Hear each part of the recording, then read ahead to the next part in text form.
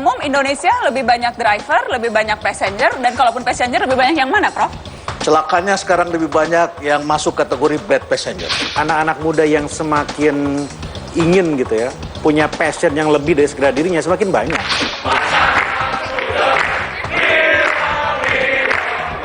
Kita tahu bahwa yang kita lakukan hopefully bermanfaat, jadi kita walaupun capek, kita happy sih ngerjainnya. Selama kuliah, saya tuh nggak banyak diracunin soal isu-isu kesehatan, jadi saya yang cari sendiri. Sebetulnya banyak sekali role yang bisa kita ambil, tergantung kerumunan positif mana sih yang mau kita pilih. Selamat malam, selamat datang di Mata Najwa. Saya Najwa Shihab, tuan rumah Mata Najwa. Kisah serangkaian anak muda kini terpilih menjadi bahan cerita. Mereka memiliki kiprah, berjejak pada diri dan rekam sejarah. Berusaha memberi bukti anak muda punya jalan sendiri. Negeri ini dibangun dari sumpah mereka. Apakah pemuda akan kembali menentukan arahnya? Inilah Mata Najwa. Darah Muda.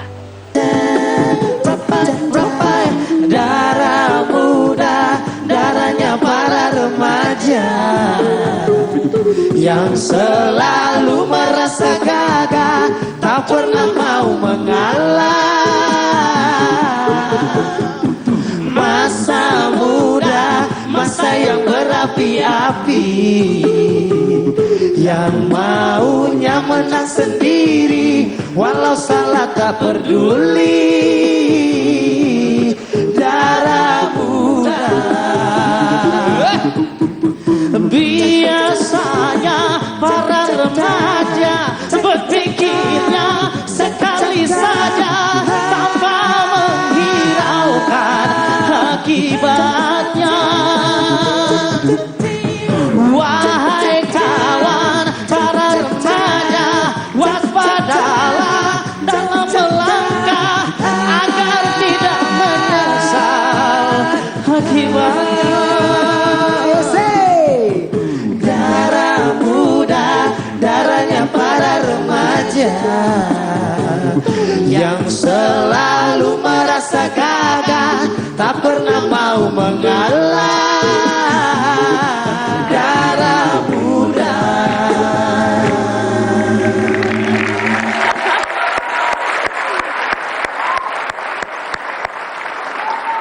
Ya, sekali lagi tepuk tangan dong untuk Penta Boys.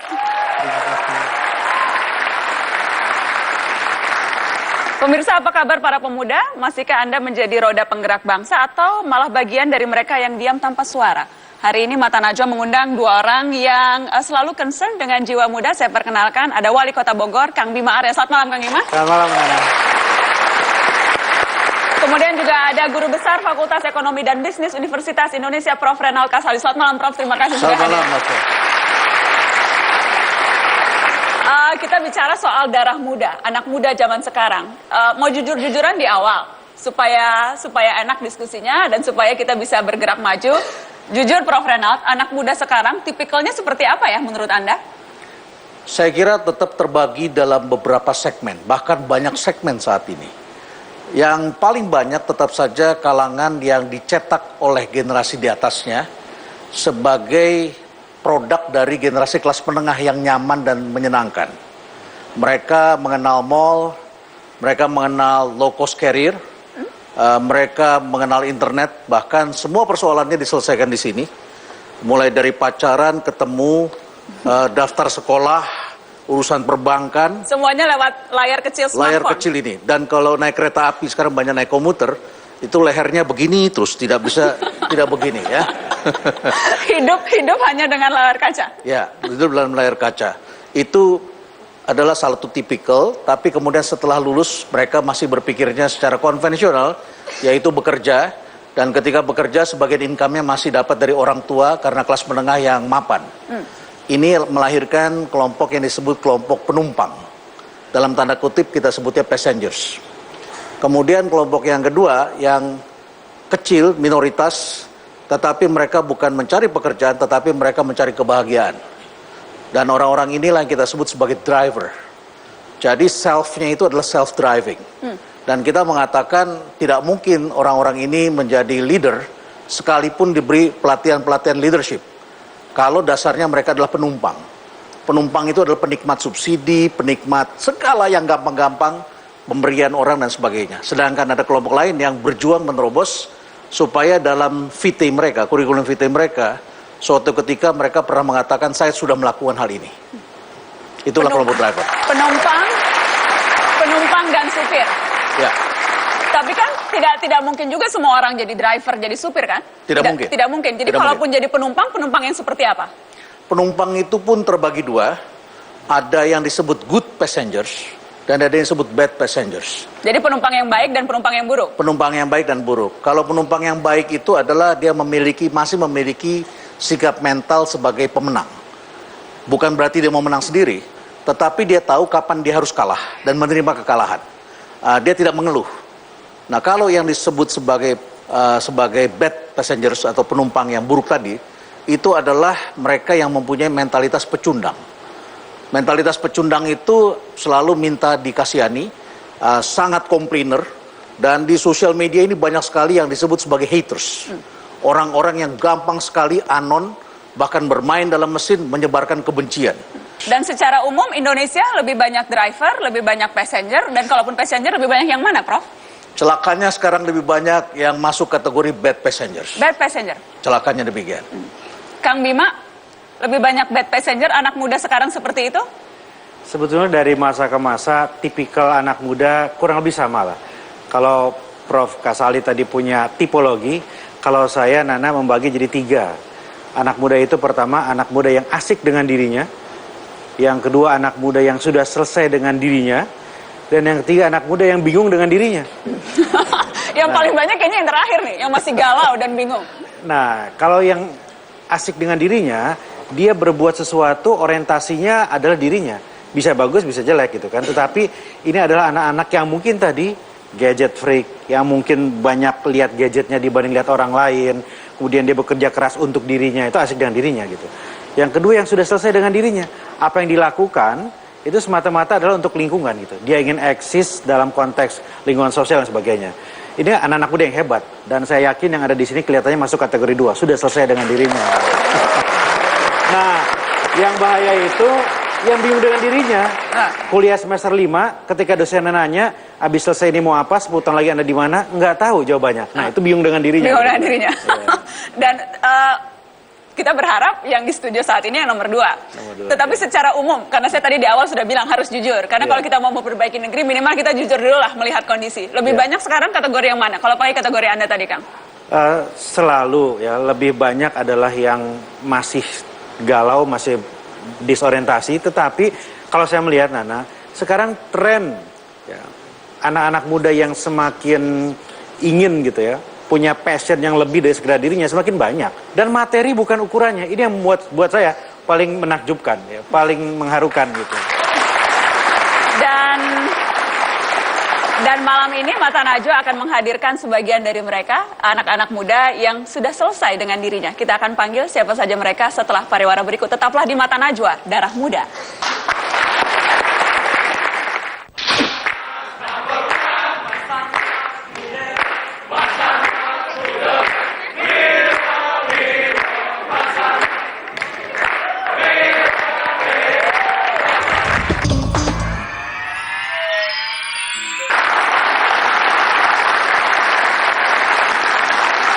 Mereka muda, mereka berani, darat, laut, dan udara telah mereka kuasai. Satria berbaju oranye, berani menerjang bahaya guna menyelamatkan jiwa yang terkena bencana. Kita panggil Charles Batlajeri, Komandan Kompi Basarnas Special Group, dan Aswandi, anggota Basarnas Special Group.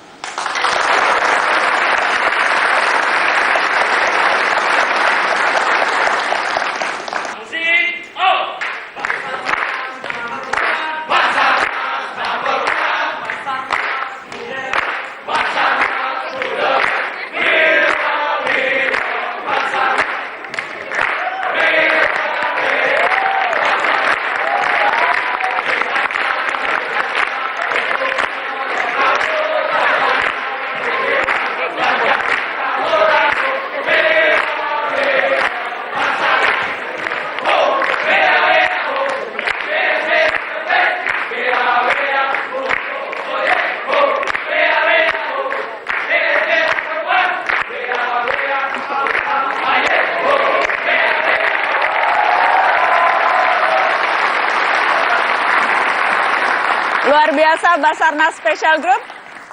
Bang Charles, Komandan Basarnas Special Group, apa kabar? Terima kasih sudah ada di Mata Najwa. Ada satu lagi anggota Basarnas, yang tadi melakukan peragaan. Boleh silahkan duduk dulu Bang Charles.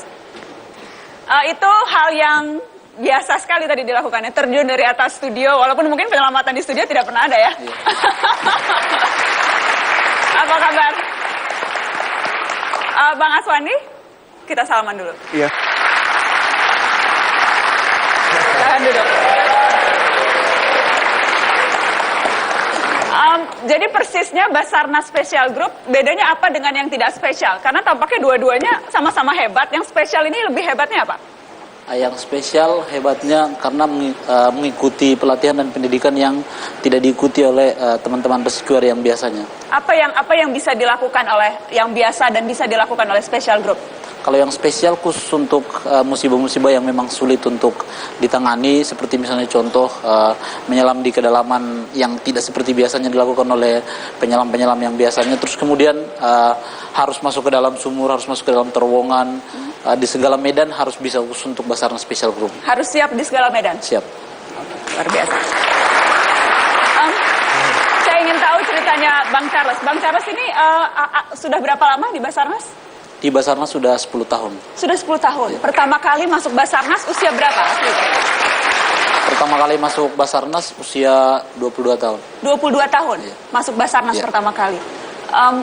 Dan apa awal mulanya ketika pertama kali masuk Basarnas, apa yang mendorong Bang Charles? Pertama kali masuk Basarnas karena awalnya Basarnas itu kurang terkenal. Jadi awalnya masuk Basarnas itu hanya ikut-ikutan aja, karena waktu itu terlihat teman-teman kuliah pada masuk Basarnas, kayaknya pingin coba-coba nih, karena memang dulu pola pikir dulu adalah pingin dapat kerja. Artinya enggak, yang penting kerjalah, sehingga ambil keputusan untuk ikut teman-teman yang lain untuk masuk ke Basarnas gitu. Waktu itu di mana? Waktu itu di Papua. Di Papua? Ya. Di Papua. Jadi pertama di Papua, jadi waktu itu belum lulus kuliah apa sudah lulus kuliah? Belum lulus kuliah, masih semester 6 waktu itu. Semester 6 dan kemudian masuk ke Basarnas. Kalau Bang Aswandi, usia berapa sekarang? Usia sekarang 25 tahun. 25 tahun. Sudah berapa lama di Basarnas? Di Basarnas sudah 6 tahun. 6 tahun. Pertama kali masuk jadi waktu berarti umur 19 tahun waktu 19 itu. tahun. 19 tahun. Asal dari mana Bang Aswandi? Saya asal dari Makassar. Dari Makassar. Iya. Harus ditanya karena saya juga orang Makassar, jadi boleh kita ikut bangga. Kalau Bang Aswandi, kenapa dulu pertama kali masuk Basarnas karena apa? Ya sama, tidak jauh beda dengan Dangki ya. Yang pertama mau masuk Basarnas, pengen kerja, cari kerja. Terus setelah masuk. Tapi orang cari kerja tuh yang gampang. Kok ini cari kerjanya yang sulit? Kan ini udah sebuah hobi. Hobi? Iya. Hobi yang sulit-sulit? Ya hobi yang sulit lah. Sebuah berpetualangan, bekerja dan beribadah. Bekerja sambil beribadah. Apa yang paling berat sejauh ini, Bang Charles, dari pengalaman Anda sudah 10 tahun dan sekarang sudah menjadi komandan Special Group, apa yang paling berat dari pengalaman selama ini? Untuk penanganan musibah dan pertolongan terhadap orang-orang atau terhadap manusia, yang paling berat, saya kira semuanya berat, tapi di darat, laut maupun di udara, yang paling berat adalah di laut. Contohnya kemarin kasus pesawat AirAsia QZ 8501. Itu mengapa paling berat? Karena kalau posisi korban berada di laut itu dia akan mengalami perubahan posisi. Misalnya contoh harusnya di titik koordinat sekian-sekian derajat, apabila dipengaruhi oleh arus, angin dan lain-lain sebagainya, maka korban tersebut bisa bergeser. Jadi harusnya kalau misalnya di darat, di posisi dan di titik koordinat itu kita bisa langsung menemukan. Apabila di laut, maka kita akan sulit untuk menemukan, apalagi sudah beberapa hari kemudian kita sampai di lokasi kejadian. Jadi yang pengalaman terakhir itu betul-betul dirasa berat. Iya, itu memang. Pernah sampai kemudian harus bertaruh dengan nyawa sendiri, Bang Charles atau Aswandi? Ketika pernah ada kejadian tertentu yang bisa diceritakan?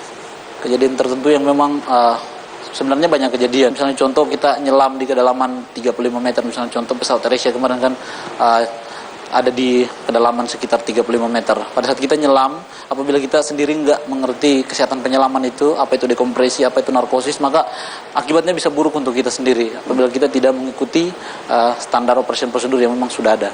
Bang Aswandi, ketika menyelam, ketika turun dari ketinggian, ketika masuk ke sumur, pernah ada perasaan takut tidak?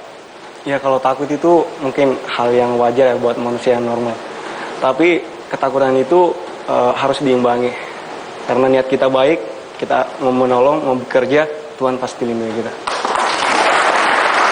Saya mau minta tanggapan Prof. Renal dan Kang Bima Arya terhadap Aswandi dan Charles. Ada tanggapan tertentu atau ada pertanyaan?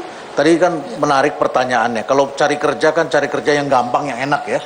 Ini milih cari kerja masuk sumur. Saya nggak bisa bayangkan begitu kan ya. Saya kalau punya anak ada masuk sumur, saya malah tutup itu sumur, jauhi dari sumur. Anda malah masuk sumur nolongin orang yang ada di sana dan berbahaya seperti itu. Tapi berarti ada calling. Apakah pengalaman masa lalu seseorang itu memegang peranan penting sehingga dia memilih pekerjaan seperti Anda ini? Adakah misalnya pengalaman di masa lalu atau pengalaman hidup yang kemudian membuat Anda berani dan memilih untuk profesi ini? Bang Charles? Kalau menurut saya sendiri itu bukan pengalaman masa lalu, tapi lebih ke panggilan jiwa. Karena Basarnas itu menjadi seorang Basarnas itu bukan cita-cita, tapi panggilan jiwa. Panggilan jiwa. Kang Bima? Saya kira jawaban Charles dan Aswandi tadi terlalu merendah, terlalu low profile ya. Ketika mereka bilang ya adanya pekerjaannya itu, ya kita masuk saat itu. Tapi saya sepakat dengan Prof. Kasal ini. Kita agak penasaran nih. Pasti ada sesuatu yang membuat Anda berdua itu masuk dan tetap konsisten di situ. Misalnya, jangan-jangan ada turunan nekat dari bapaknya, dari kakeknya gitu kan. Ada faktor gen. Atau Anda punya pahlawan-pahlawan yang Anda kagumi ketika Anda kecil, sehingga Anda ingin seperti mereka gitu.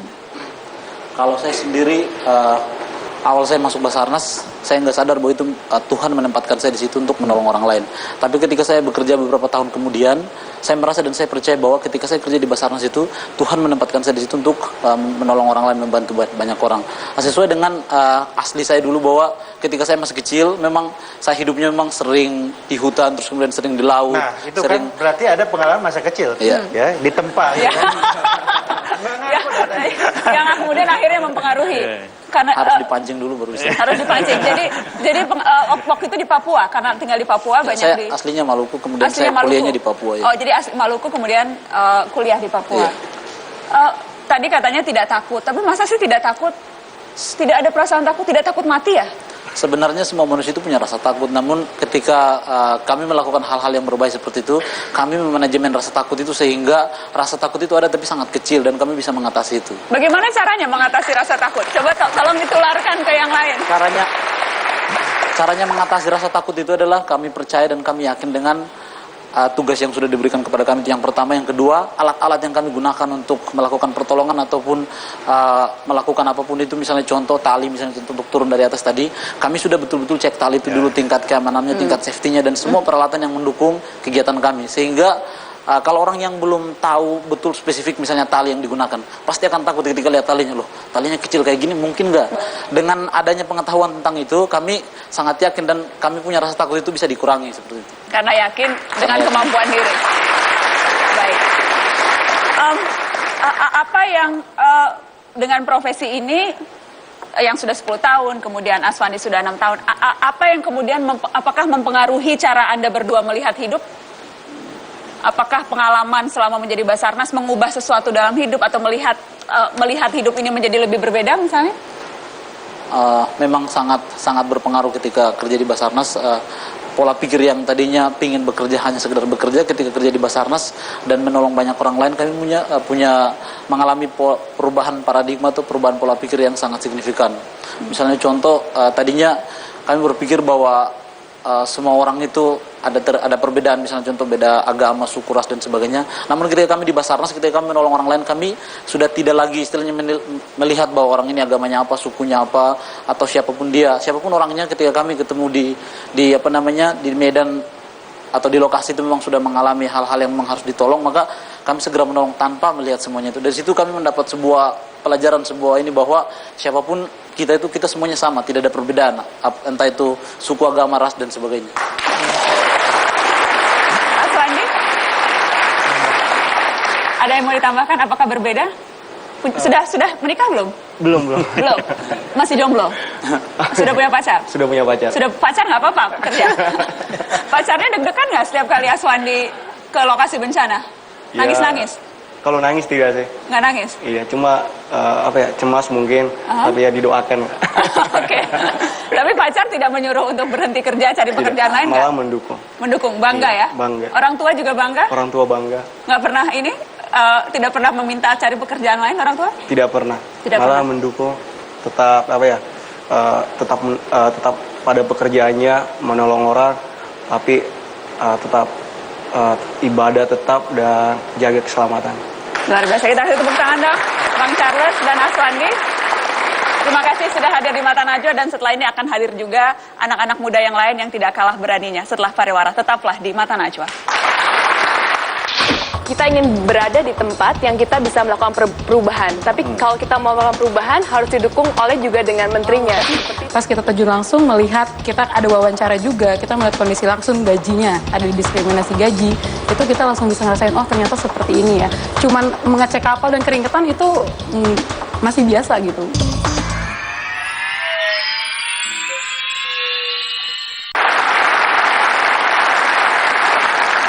Indonesia di Pantara, negara kaya di antara dua samudra. Haruskah kita hanya ternganga saat kekayaan laut kita dijarah?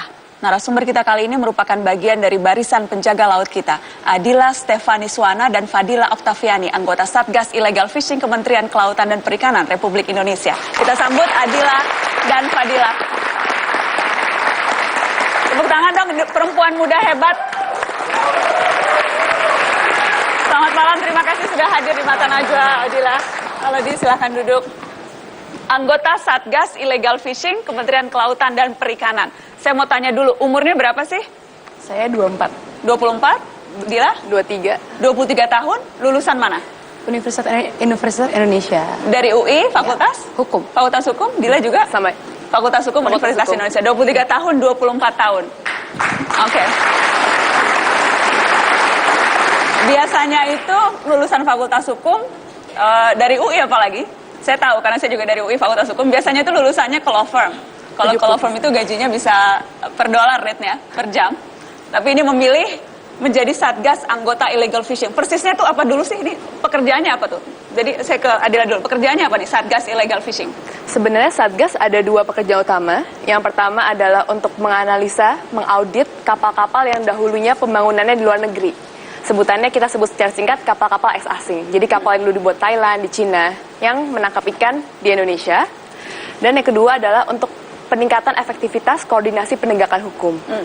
Tapi kalau kita lebih banyak untuk audit kapalnya. Audit kapal. Jadi apa yang diaudit tuh? Seperti apa misalnya auditnya dia? Audit kapal itu dilihat dari dua sisi. Pertama dari legalitas badan hukum atau perorangan yang memiliki kapal. Juga dari operasional kapal itu sendiri. Apakah dalam melaksanakan pelayaran penangkapan itu mereka sesuai dengan peraturan perundang-undangan yang berlaku di Indonesia. Jadi datang ke kapal-kapal begitu? Iya. Kemana saja? Sudah kemana saja nih misalnya? Kalau saya banyak ke daerah timur, itu ke Kepulauan Aru ada 4 tempat, di Tual, Dobo, Benjina, dan Penambulai. Itu kalau di peta ada di kanan bawah banget, juga ke Ambon. Ke Ambon? Iya. Kalau Adila sudah di mana aja? Kalau di timur di Ambon, lalu di baratnya di timur juga di Benoa, Banyuwangi, di Jakarta juga kita. Dan lakukan. persisnya kemudian yang dilakukan, yang tadi seperti kita lihat, kita akan tunjukkan juga foto-fotonya. Jadi persisnya di sana akan meneliti fisik kapalnya dan sebagainya? Dua, Mbak. Jadi dari segi dokumennya juga, karena perusahaan mengirimkan dokumen juga, lalu dari segi fisik kapalnya. Oke. Kenapa sih mau jadi anggota Satgas Illegal Fishing? Kalau buat saya, karena menantang dan suatu hal baru, di mana saya bisa melakukan sesuatu yang nyata, dan untuk membantu menjaga perikanan di Indonesia lebih baik lagi. Bila apa alasannya? Kenapa mau? Hanya pengalaman mengisi muda, iseng-iseng, wah illegal fishing lagi rame nih, Menteri Susinya keren, jadi saya mau gabung. Lebih karena itu atau ada Sama itu niatan lain? tadi, ada efek faktor ibu menteri nggak gitu? Bahwa ibu menterinya oke misalnya.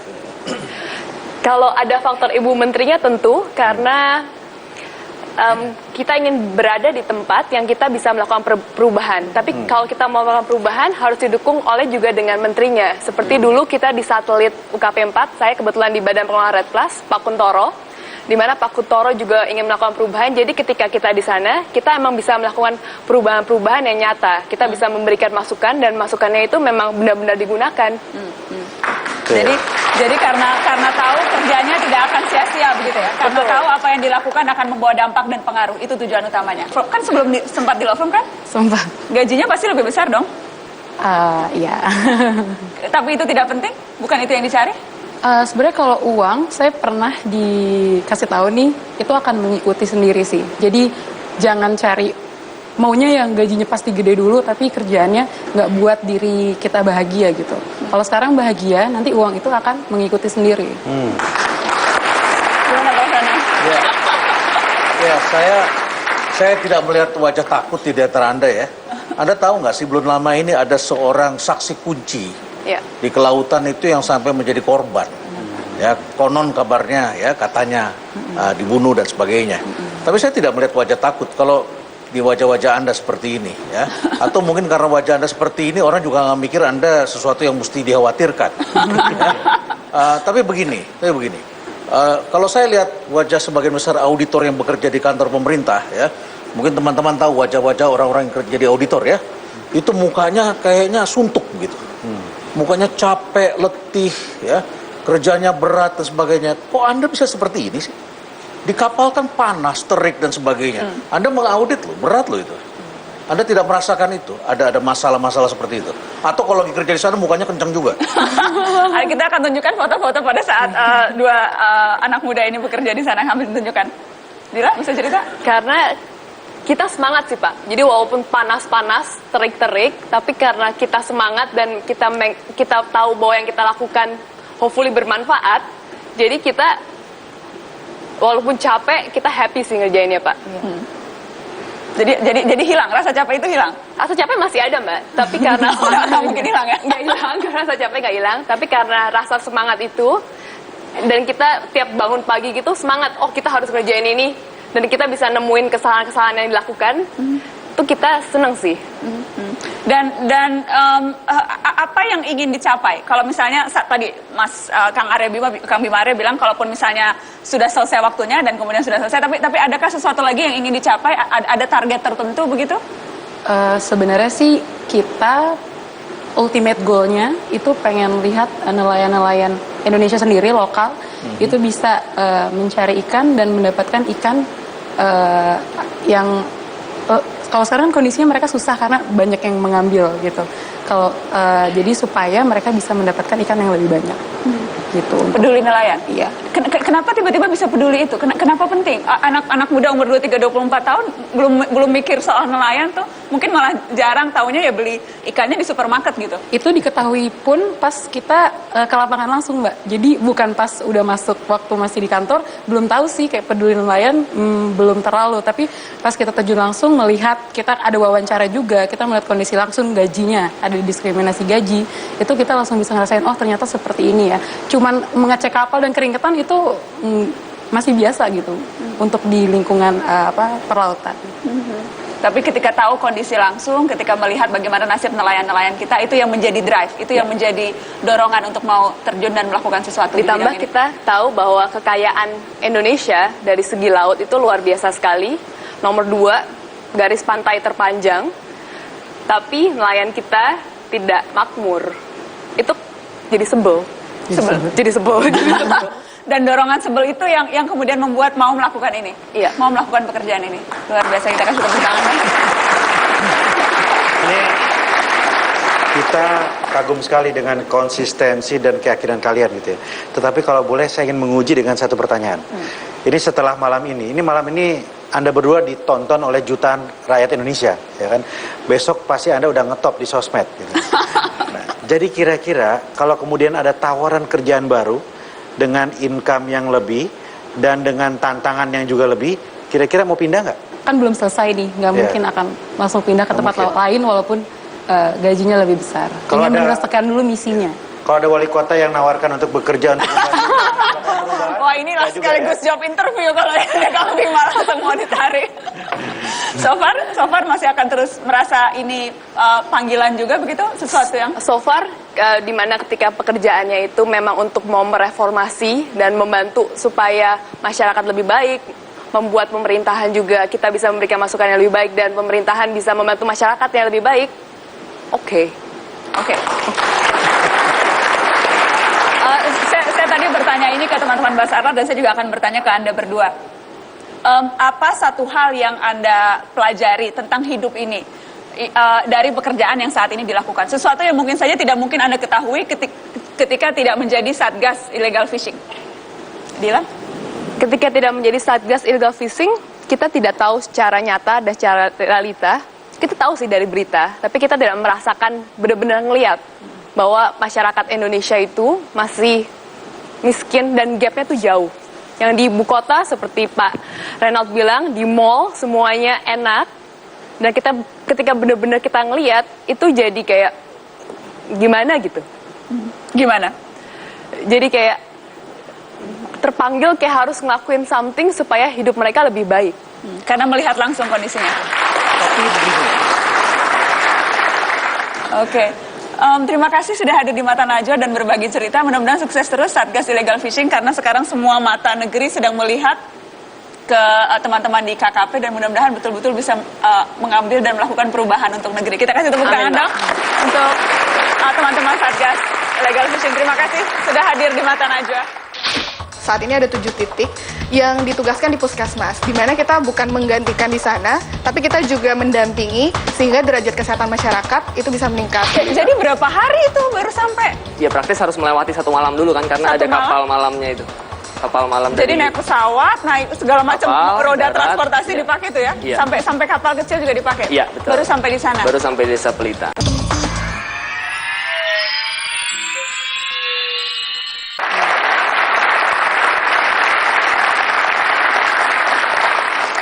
Menjauh dari segala kenyamanan dan menjangkau mereka yang selama ini kurang tersentuh. Anak-anak muda ini mendedikasikan diri mereka untuk mendidik dan mengobati. Kami undang ke atas panggung Mata Najwa Nahla Jovial Nisa, relawan pencerah Nusantara, dan Rahmat Danu Andika, relawan pengajar muda Indonesia Mengajar.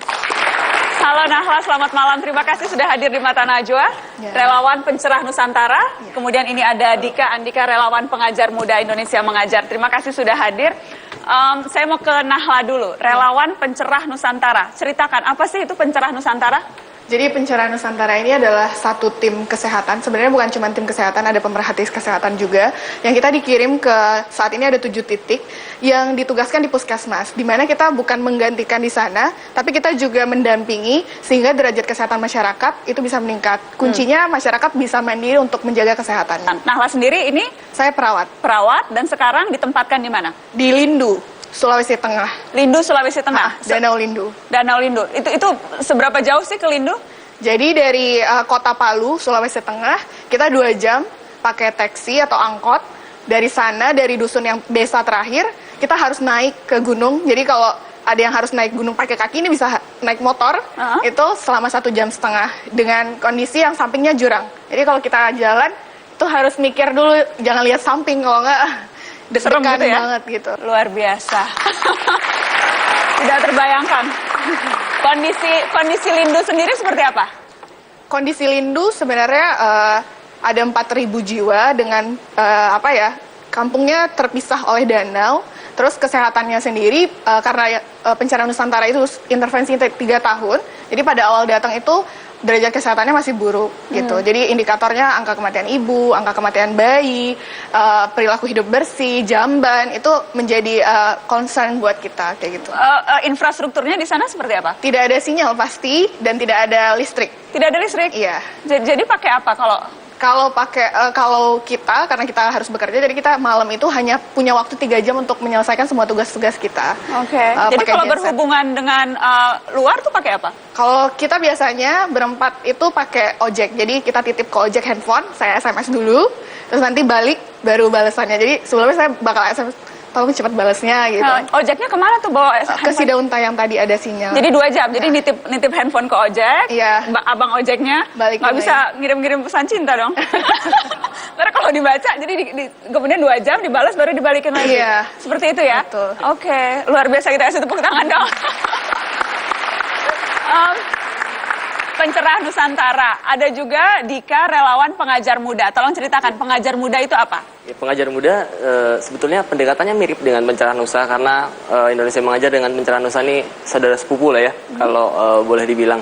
Tapi fokusnya di pendidikan. Jadi pengajar muda ini adalah lulusan-lulusan universitas, syaratnya soalnya minimal S1 di Indonesia, dan sampai makin kesini makin banyak justru yang lulusannya luar negeri, bahkan S2 lulusan luar negeri lalu dilatih selama 2 bulan sebelum berangkat, lalu diberangkatkan ke 17 kabupaten sampai saat ini di 127 titik di Indonesia untuk bertugas sebagai guru yang mandat utamanya sebetulnya sebagai penggerak perubahan perilaku bersama dari aktor-aktor pendidikan di titik-titik itu. Oke, Dika waktu itu setahun bertugas jadi guru di daerah mana?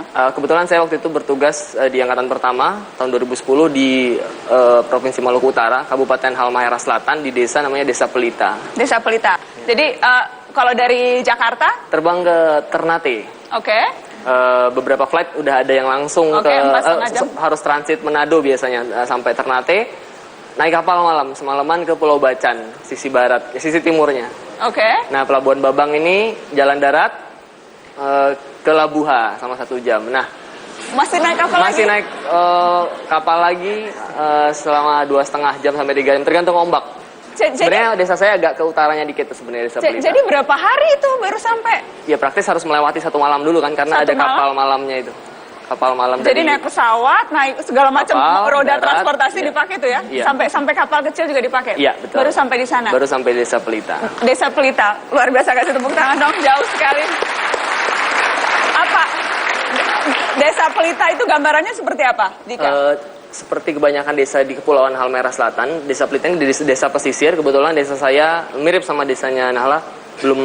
Saat itu belum ada PLN dan sinyal. Sekarang PLN-nya udah masuk, walaupun seminggu mungkin cuman saya dengar terakhir dari orang tua angkat saya di sana udah hidup lah 3 hari atau 4 hari dalam seminggu. Tapi sinyal memang karena terhalang, tadi ada satu kepulauan yang menghalangi pulau saya dengan kabupaten. Penduduknya sekitar 600-700 orang, desa kecil pinggir laut yang ya langsung kebayang begitu nggak ada sinyal, nggak ada listrik, ya kehidupan sosialnya pun mungkin nggak ada tadi Pak. Kayak kalau Prof. Renal cerita orang yang nunduk aja main gadget, ya di sana orang main di luar, berinteraksi sosial satu sama lain. Itu menandunya tuh 4 jam sampai 6 jam. 4 jam? Jalan kaki. Menandu ibu. 4 jam sampai 6 jam.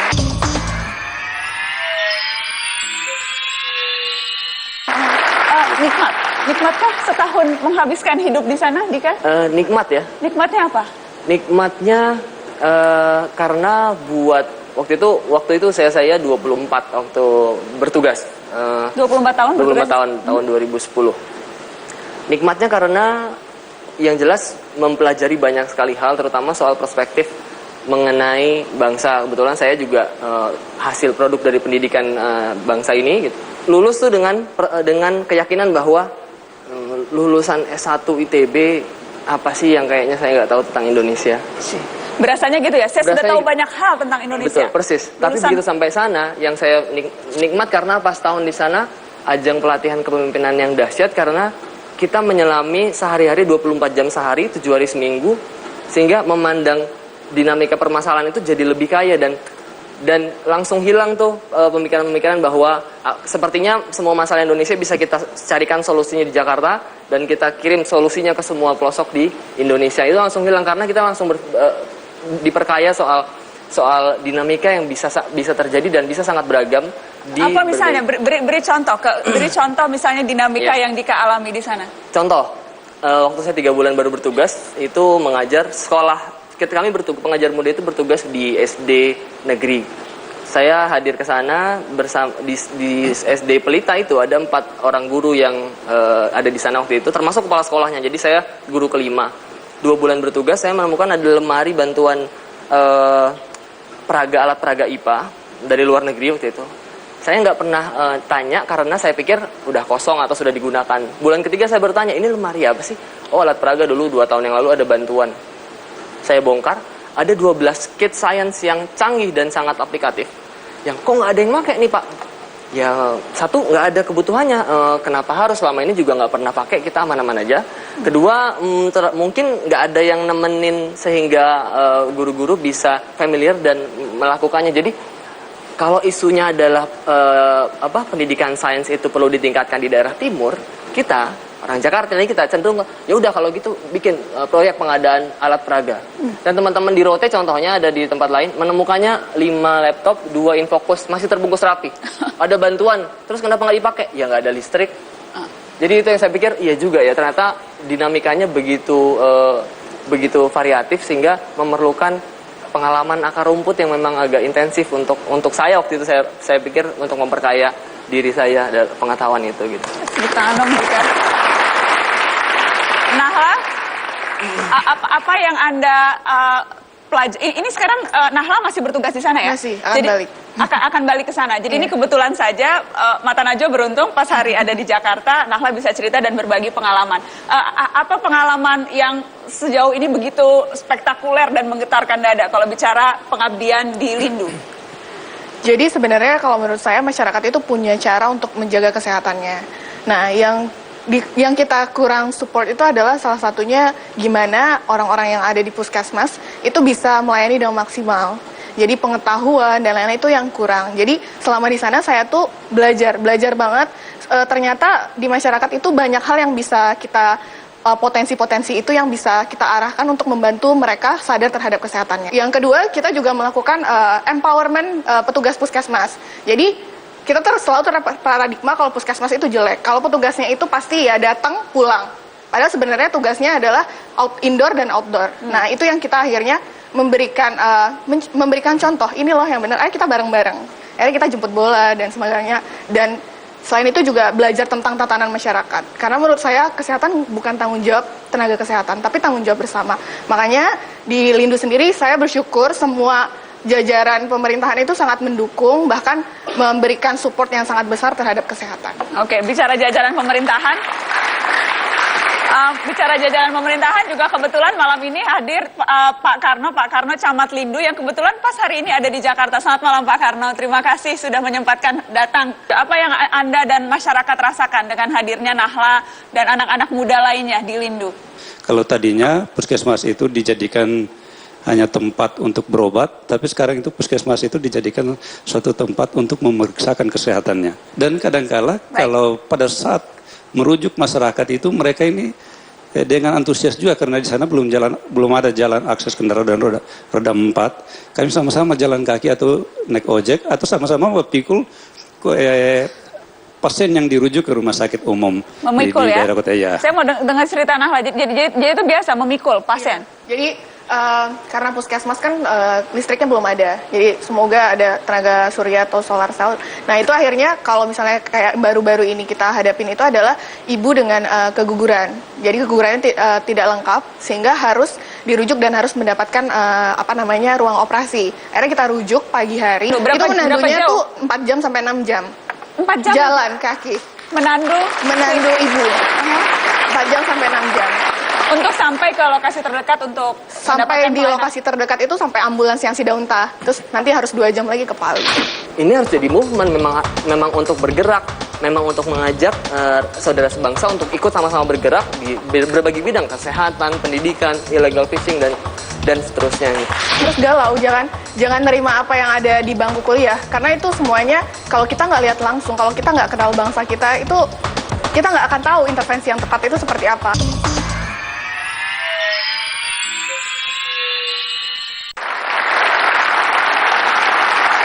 Cerita Dika, seberapa ketika itu pengalaman Dika, seberapa sulit atau mudah meyakinkan orang tua yang anak-anaknya belajar dengan Pak Guru Dika begitu tentang pentingnya pendidikan? Iya, kebetulan karena waktu itu kita pertama kali Indonesia Mengajar masuk, saya tahun pertama, seberapa sulit karena nggak melulu soal ada teori bahwa pendidikan itu penting, tapi begitu di tempat saya, desa 700 orang, hampir semua kecuali kepala desa dan guru adalah petani. Setiap hari kerjanya bertani, makan ikan. Tadi mungkin inline sama teman-teman dari Satgas. Kekayaan ikan kita tuh luar biasa. Mancing setengah jam dapat ikan 5 ekor segede-gede tangan orang dewasa. Sayur di kebun sendiri ada, keluarga dekat semua. Jadi kalau ngomong sampai berbusa-busa bahwa pendidikan itu penting, mari kita sekolah dengan serius dan perhatikanlah anak-anak Anda dalam belajar. Emang selama ini apa yang salah ya? Gitu kan, karena bahagia, makan lengkap, keluarga dekat, jadi sehingga tidak memang ekspektasi yang rendah. Nah tapi yang waktu itu alhamdulillah bisa dilakukan. Sebetulnya yang kita juga menjadi rumusan Indonesia Mengajar, ya udah makanya kita harus intensif di sana, sepanjang tahun hadir di sana, sehingga memang bisa dipandang sebagai bagian dari masyarakat. Sehingga aktivitas-aktivitas seperti mengajak anak akhirnya ikut lomba ke kabupaten dan menang karena sebetulnya mereka berpotensi, itu tuh itu tuh secara instan meruntuhkan mitos-mitos bahwa anak-anak kita nggak berpotensi, anak-anak kita nggak bisa bersaing. Nah, hal seperti itu yang secara konsisten dilakukan 5 tahun ini. Jadi apa misalnya mengajak anak ikut lomba? Anak ikut lomba ya. Apa itu efeknya? Yang pertama soal ekspektasi, karena awalnya bahkan dilarang atau nggak usah lah ngapain orang anak-anak kita memang beda, nggak akan mungkin bisa bersaing sama bahkan di kabupaten yang tadi cuma jarak 3 jam. Tapi karena waktu itu saya dengan guru-guru lokal di Pelita juga melatih 3 anak bawa ke kabupaten, Olimpiade Sains Nasional waktu itu penyisihannya oleh KUAR diadakan tapi skala nasional, penyisihannya diadakan di kabupaten, 2 dari 3 itu lolos semifinal. Pesertanya seluruh Indonesia itu 85.000 lebih. Hebat. Tapi penyisihannya salah satunya ada di kota kabupaten untuk anak-anak untuk Halmahera Selatan. 2 dari 3 lolos. Nah, di Pelita itu jadi bahan pembicaraan 7 hari 7 malam. Tapi sederhana yang terjadi adalah langsung ternyata bisa kok, bisa bersaing. Orang tua langsung tahun depan boleh dong anak saya juga mau dilatih. Langsung ekspektasi meningkat. Luar biasa. Saya ingin minta komentar dari Prof. Renaud dan juga Kang Bima Arya. Komentar atau pertanyaan, silakan. Ya, kritik apa yang Anda ingin berikan pada pendidikan kita? Menurut saya sih sebenarnya kritik saya lebih ke arah anak mudanya sendiri juga. Ya. Harus galau, kalau bilang harus galau, jangan nerima apa yang ada di bangku kuliah. Karena itu semuanya kalau kita nggak lihat langsung, kalau kita nggak kenal bangsa kita, itu kita nggak akan tahu intervensi yang tepat itu seperti apa. Yang penting adalah memasukkan banyak isu-isu lah gitu. Karena jujur aja selama kuliah saya tuh nggak banyak diracunin soal isu-isu kesehatan. Jadi saya yang cari sendiri seperti itu. Dika? Kritik paling besar adalah kayaknya sekolah kita itu sibuk sendiri. Sekolah itu disengage dengan society. Sebagai contoh, sesederhana ada sekolah di satu kompleks perumahan, satu kompleks lagi ada isu tertentu atau misalnya lagi kerja bakti, sekolah jalan seperti biasa. Sebenarnya kan berkebalikan, orang-orang harusnya bisa terlibat dalam sekolah, kampus atau SMA dan sebagainya, tapi di sisi lain sekolah juga harus attach sama atau harus engage dengan society-nya, harus ikut ya memang bagian dari society. Nah, kayaknya itu yang kita perlu jadi PR besar. Provokasi positif semacam itu kayaknya yang perlu kita tingkatkan. Kang Bima? Ya. Saya kagum sekali dengan Anda berdua. Anda itu mewakili generasi anomali. Ya, biasanya anak-anak muda seumur Anda itu senang berada dalam kerumunan. Anda keluar dari kerumunan, berdiri sendiri, dan bekerja sendiri. Ya. Tercerabut dari lingkungan sosial media dan lain-lain. Nah, tetapi saya ingin tanya satu hal ya. Pernah nggak terpikir ya, seberapa besar sih kontribusi Anda di daerah itu ya, untuk kesehatan, untuk pendidikan? Pernah nggak, gimana cara Anda mengukur bahwa Anda telah berhasil menjalankan tugas itu dengan baik atau enggak? Di mana ukuran baik, di mana ukuran gagal Anda di lapangan itu? Siapa? Nahla dulu? Kalau saya sendiri sama teman-teman itu mengukur gagal atau tidak itu sebenarnya itu tergantung dari masing-masing motivasi awal juga. Nah, karena saya tadi awalnya itu pengen mengenali dan belajar, tapi di sisi lain saya juga akhirnya jadi tahu metode-metode apa sih sebenarnya dengan teman-teman. Nah, makanya pencerahan usaha itu nggak sendirian, Mbak. Jadi kita bertukar pikiran dan itu akhirnya berefek sama masyarakat gitu. Jadi kalau saya menilai sendiri untuk kesehatan itu jelas gimana caranya masyarakat itu bisa menjaga kesehatannya sendiri. Jadi ada local hero. Jadi gimana saya bisa setelah saya nggak ada, bukannya Posyandu nggak buka lagi, tapi justru malah makin semangat gitu. Jadi Lindu dan Jadi ketika berhasil memberdayakan orang-orang lain penduduk lokal di sana untuk bisa menjadi agent of change yang baru. Iya, itu ukuran keberhasilan. Dika? Tentu ya soal keberlanjutan, soal memberdayakan, iya. Tapi tadi saya menarik Pak Bima soal selfless act gitu. Tapi menurut saya kalau paling tidak refleksi saya pribadi, supaya juga sebetulnya kegiatan-kegiatan atau terlibat dalam isu sosial itu tidak dipandang juga sebagai sesuatu yang buat anak muda, itu bukan saya nggak akan mampu kayak gitu. Karena sebetulnya ini bukan selfless act. Kalau dalam dunia pendidikan, ini adalah satu-satunya pilihan yang kayaknya kita semua punya untuk terlibat mempersiapkan teman-teman anak. Kebetulan saya baru punya anak.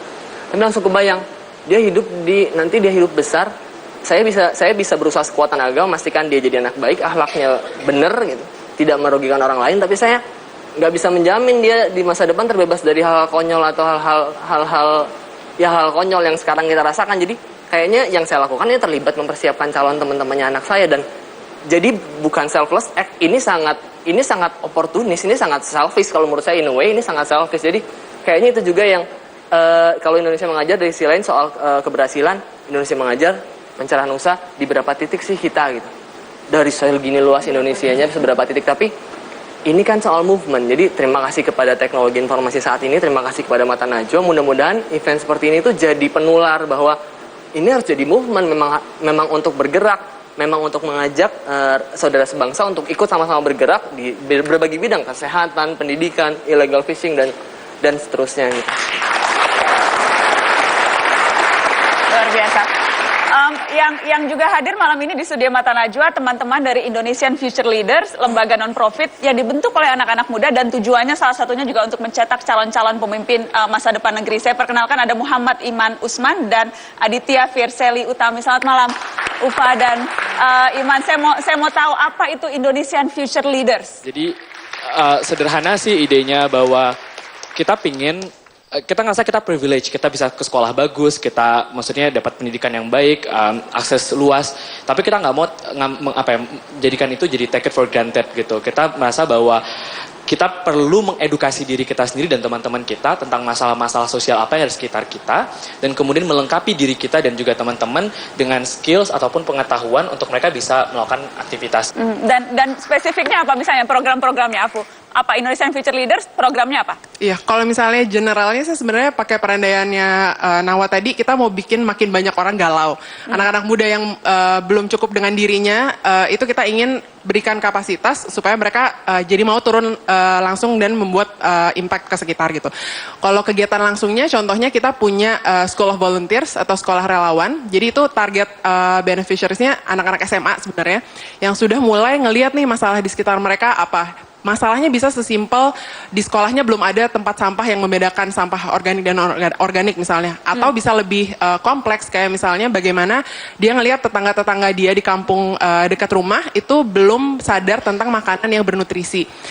Dan kita memberikan pengetahuan sekaligus skill kepada anak-anak SMA ini bagaimana caranya supaya bisa melakukan perubahan mereka yang kebetulan nggak sejauh tadi lokasinya tapi dekat dengan mereka sendiri juga.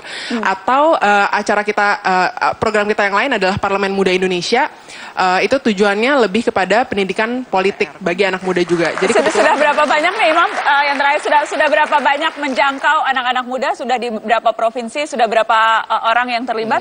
Jadi kita mulai dulu masih cuma 7 orang dan mulai dari kegiatan yang sederhana, ngajar tiap minggu. Kemudian kita tanpa sadar ternyata antusias banget anak-anak muda pengen banyak terlibat. Sekarang kita punya lebih dari 1.000 relawan di 7, kita punya cabang di 7 provinsi. Orang-orang yang mungkin udah kita edukasi mengenai masalah sosial, mengenai volunteerism, udah sekitar 20 ribuan. Yang kita jangkau lewat kegiatan-kegiatan kita atau proyek-proyek kita mungkin udah sekitar 80 ribuan orang. Luar biasa. Kita tepuk tangan Indonesian Future Leaders. Supir yang baik itu adalah orang yang harus tahu jalan. Kita mau kemana ke depan. CV-nya dibentuk dari usia muda ini. Jadi tugas kita satu, mendorong, mengorbitkan tokoh-tokoh yang inspiratif.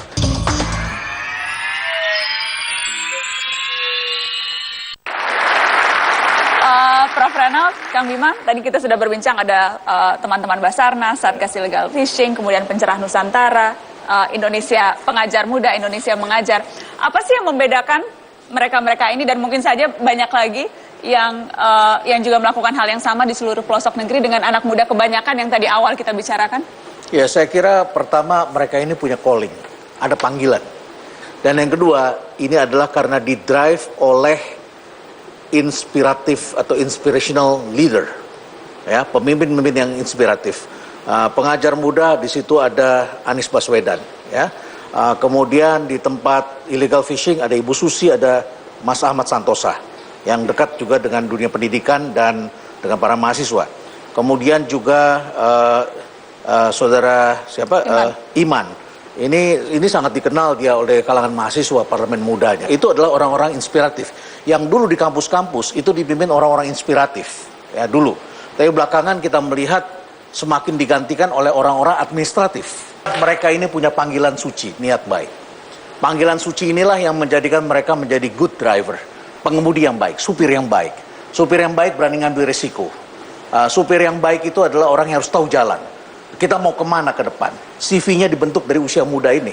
Saya ketemu dengan banyak CEO internasional, mereka mengatakan dulu pekerjaan mereka ketika baru lulus, ya, atau tamat SMA sebelum kuliah mereka pergi ke Afrika dan sebagainya, itu dianggapnya sia-sia. Tapi sekarang itulah penentu bagi mereka menjadi CEO. Dan ternyata Dewan Komisaris dan sebagainya memilih orang-orang yang masa mudanya justru dibentuk oleh inisiatif-inisiatif seperti ini.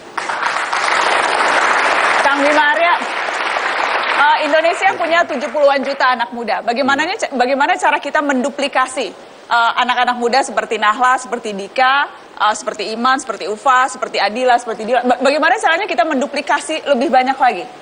Jadi kalau melihat anak-anak muda hebat ini menggambarkan bekerjanya push factor dan pull factor.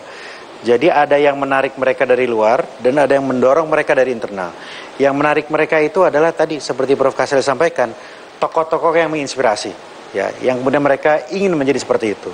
Tetapi dalam diri mereka ini juga ada faktor-faktor yang mendorong mereka.